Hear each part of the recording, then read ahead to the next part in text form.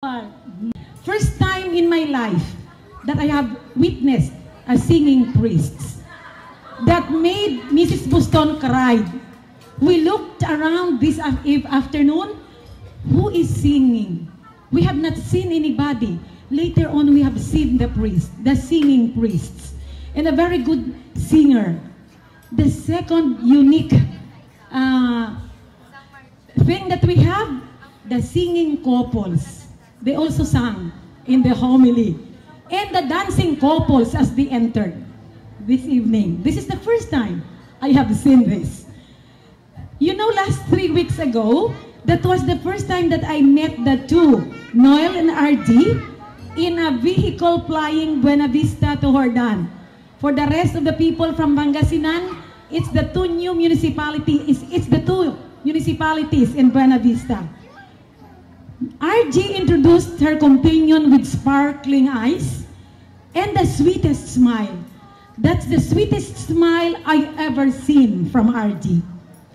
I could read the happiness and pride within her heart while she introduced her life mate. There's a maxim that states, first impression lasts. My first impression with Noel was very loving. Agree or disagree? Agree! Very loud. That's from London. Responsible and a very courteous young gentleman, yet very humble person to be with. Our second meeting was when they delivered the invitation in our residence, and we had an exchange of experiences that my impression was strengthened because he was so gentle, soft-spoken, calm, deliberate in expressing excellent thoughts of what life is and other topics that we discussed. Time was too short for an interesting discussion. On the other hand, Inday RG as my ihada is really beautiful. Agree? Strongly agree. Oh, strongly agree. Inside and out. On the lighter side, Sean Noel looks like, according to Father Jonas, he looks like Sam Milby. But last night I prepared, he looks like Daniel of the teleserye Walang Hanggan. Or for the sake of those who are not viewing this, he looks like Coco Martin. Agree?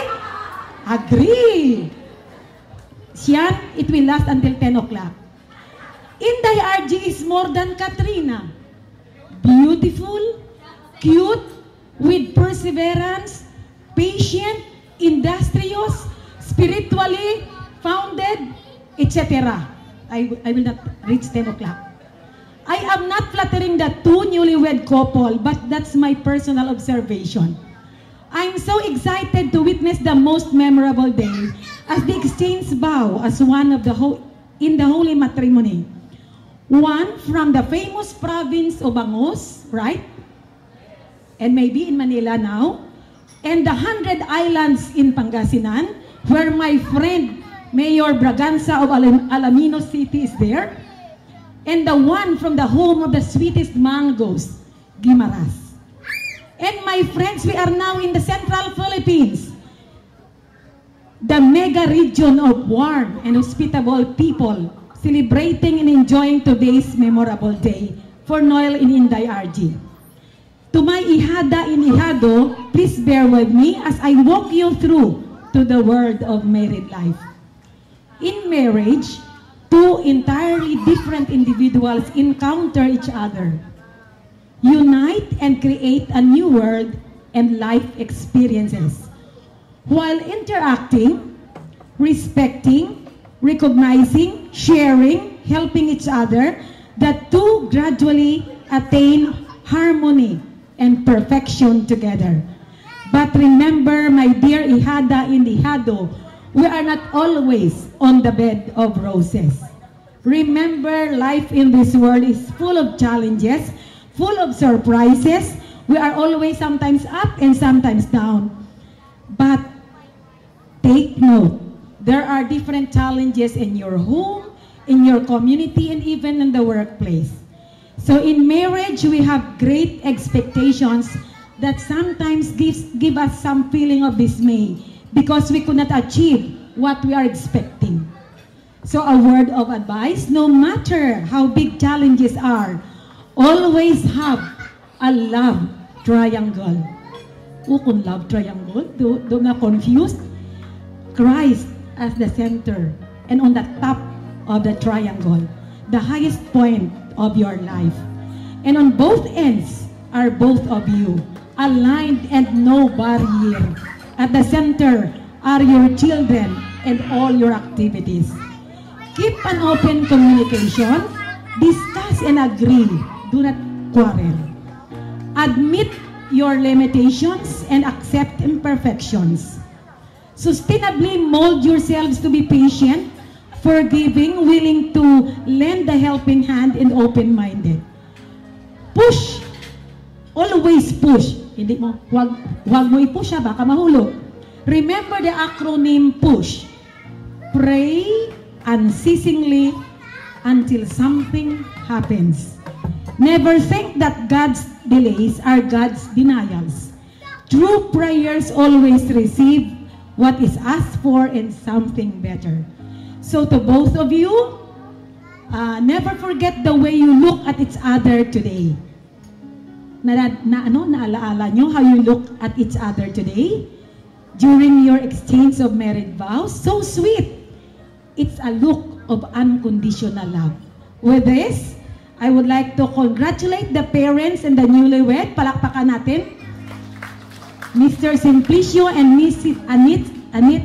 Anita de la Cruz and family, Mr. Romeo and Mrs. Pidila Boston and family for the moral, spiritual, and logistical support. May your support continue to bloom brighter and grow sweeter with each day and passing year. And to the newlywed couple, words are not just enough today. We, the principal sponsors, our continued prayers and best wishes for you in your wonderful journey as you build new life together is our perfect gift to you. God bless, congratulations, and best wishes. Thank you. One time they went to Eastwood. They go for good time. I wish Rowena will not be angry because I just tell the truth. There is a table for girls on the at their side, and my son with them drinking, and they met these girls and they introduced Sean was a foreigner, and also my sons are also foreigners, so everybody, the girls they met are all speaking English. And when they go home, they are blaming Shanuel because my sons runs out of English because everybody are speaking English. And now he was already grown up and newly married. Take your wife, Shan. Thank you also for my sister who invited us and from a long way, long trip for almost 2 days. They haven't have sleep on their flight. That's what all I can say to you. Take care. My message to you, my brother, is that we've always been proud of you. You are the pride and joy of our family because you're the only son. And when we were kids, we always tried to protect Sean. But when he became a teenager, we realized that he was protecting us. But now, not only will you be protecting us, but you'll be protecting your wife. And I hope that continues. And for Romela's family, I really want to thank you for accepting our family. There are 23 of us, including the friends from Teleperformance. You've made us very welcome. I want to thank also Tita Susie, who gave her house freely with joy to accommodate me and my sister when everybody was like busy after the trip. and island hopping. I want to say, Romella, continue to love Sean. I've always respected you and always admired the way that you've taken care of Sean whenever you come to our place in Pasay. And I hope that continues, and I can't wait for your kids to spoil, because I can see that I already love Viel tremendously. I love her so much because she's so smart, and we're gaining not only a sister, but we're also gaining another sister through Pom and Kling, and secondary Kling and Pom. Yeah, right. Because you guys, you should know that Pom sends me butterscotch from Iloilo, and I thank her from the bottom of my heart. Kling sends me Marks and Spencer from London, all the way from London, and I'm from Pasay, and she remembers me, and I'm just so thankful that the family is wonderful. I can't say enough for them. And it's a long message pala, sorry. Anyways, here's to you guys, and I'll give the floor to my sister, who's from Geneva. So it's, again, a world celebration. I can't wait for her to say her best wishes. Well, I said that I will begin this message with a 7 years ago type of thing. Well, it's actually 3 decades and 5 years ago, on this very day. First of all, I did not cry at the wedding.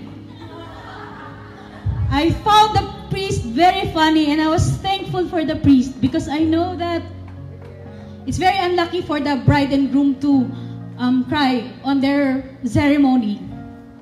So,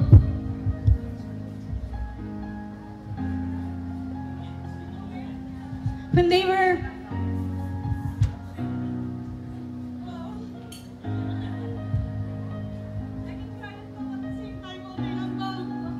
okay, time out. Hindi yan. So game. When they were very joyous because of the priest who was doing video okay. Well, my brother was getting married. I said,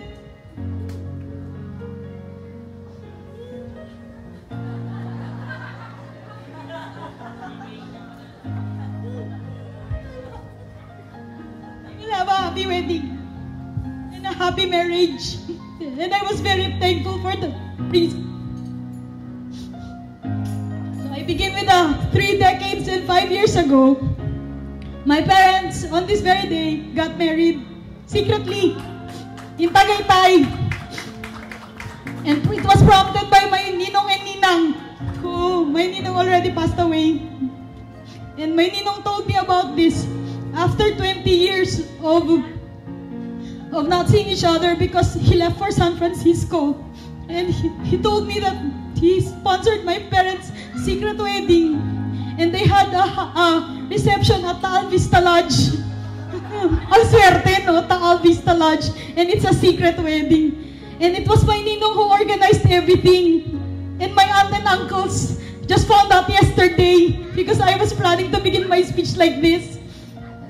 So, they got married in Tagaytay on June 20, 1977, which was 2 years before I was born. And they had their church wedding on January 8, 1978. That's the wedding all my family knows about, except the 3 of us and my ninong and ninang. Well, I found out about that, and I suggested to Sean that June is a good time to be married in. And I told him that, because I have to tell you about the fact that I was looking for my parents' wedding certificate on January 8, the wedding certificate of my parents, January 8, 1978, and I couldn't find it. My contact in NSO said, "Ate, illegitimate ka yata." Sabi ko, hindi, very much legitimate ako. Kinasal sila, na 1978. Tapos 1979 pa ako pinanganak, May. Kahit bilagin mo yun, lampas-lampas yun ang hindi man na ako legitimated. Tapos I asked my parents, immediately phoned them. They were still in Libya then. And I told them, Mom, Dad, your marriage certificate is not here. Sabi nila, hindi ka daw kasal. Talaga nagagalit na ako sa kanila. And they said, tapos I remembered my ninong story. And they said, and I asked, what's your first secret wedding? Baka yun yung naka-register. And true enough, it was today.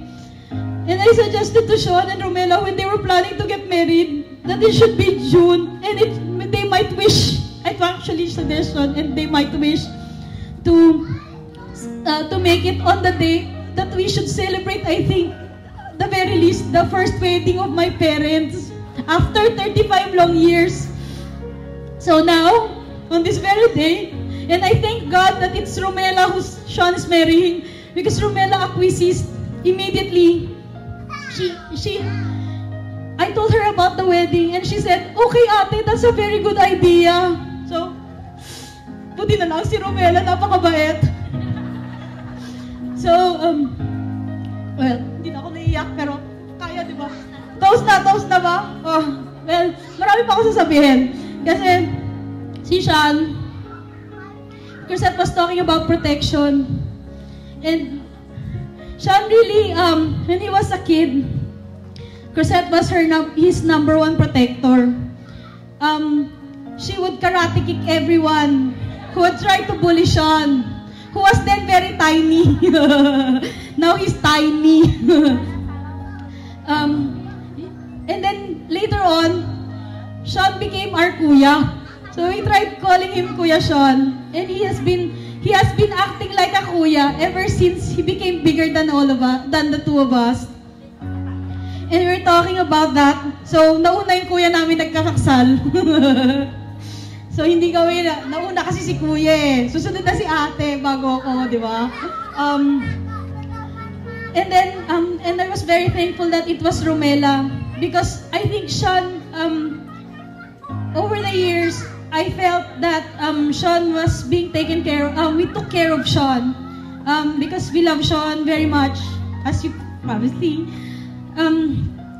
because he's our baby brother. We called him Buti, baby brother, when we were in South Africa. Buti is the common term for a baby brother.